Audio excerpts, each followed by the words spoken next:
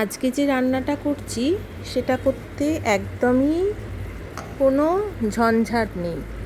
প্রথমে পেঁয়াজ, রসুন, কাঁচা লঙ্কা, টমেটো কুচি সব একেবারে কড়ায় নিয়ে নেব, নিয়ে একটু মিশিয়ে নেব চামচে করে।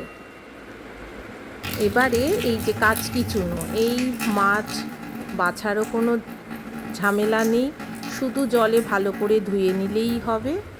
এবার রেগুলারের মশলা, হলুদ গুঁড়ো, লঙ্কা গুঁড়ো আর কাঁচা নুন দিয়ে ভালো করে কাঁচা তেলে, এটা তেলেই হবে রান্নাটা, কোনো জল লাগবে না। সমস্ত মশলা কাঁচা মেখে নেব। একটু তেলটা দিতে হবে পরিমাণ মতো, যেহেতু কাঁচা করা হবে। ভালো করে পেঁয়াজ, রসুন, কাঁচা লঙ্কা, লঙ্কার গুঁড়ো, হলুদ গুঁড়ো, নুন দিয়ে ভালো করে মেখে নেব। বেশ চটকিয়ে চটকিয়ে মাখবো। মেখে ধোয়া মাছটা তার মধ্যে দিয়ে দেব, দিয়ে সেটাও হাতের সাহায্যে ভালো করে মিশিয়ে নেব সমস্ত উপকরণের সাথে, না হলে খেতে ভালো হবে না।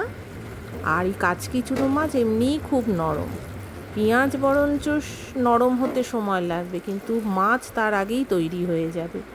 তাই একটু ভালো করে মেখে নেওয়া। এবার ওই হাত ধুয়ে সামান্য একটু জল দেয়া, যতটা কম জল দেয়া যায়, দিয়ে আবারও তেল দিয়ে দেব পরিমাণ মতো, কারণ যেহেতু এই রান্নাটা পুরো তেলেই হবে।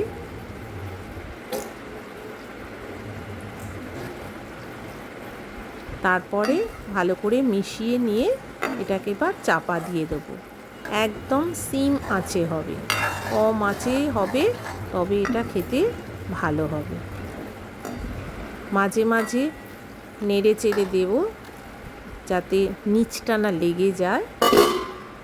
ব্যাস, আর কিচ্ছু করার নেই, এবার শুধু অপেক্ষা।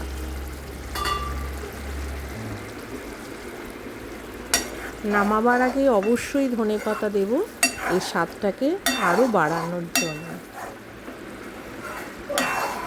যে বারে বারে শুধু নাড়তে হবে, না নাড়লে নিচটা লেগে যাওয়ার ভয় থাকে। কারণ তেল দিলেও যেহেতু জল বেশি খুব একটা পরিমাণে দিইনি, হয়ে গেছে আমাদের আজকে কাচকি চুনো। এবার এটা দেখাই কাচকি চুনো আমি আর এক রকম কীভাবে করেছি। এই একটা ভিডিওতেই দুটো একই মাছের দুটো ভিন্ন পদ্ধতিতে কিভাবে করলাম সেটাই দেখিয়ে দিলাম, আর আলাদা করে ভিডিও করলাম না, যেহেতু মাছও এক, করার পদ্ধতিও এক, শুধু একটু রদবদল। সবই একই উপকরণ, ওটা একরকমভাবে করেছি, আর এইটা কিছু কিছু একই পদ্ধতি করলেও কিছু রদবদল আছে, তাই এটাও এর সাথে অ্যাড করে দিলাম। আপনাদের কোনটা ভালো লাগে দেখুন, দেখে আমাকে অবশ্যই জানাবেন। প্রথমের পদ্ধতিটা বেশি ভালো লাগলো না দ্বিতীয়টা, না দুটোই? অবশ্যই কিন্তু জানাবেন কেমন লাগলো আপনাদের আজকেই কাচকি চুনো মাছের ঝালের রেসিপি।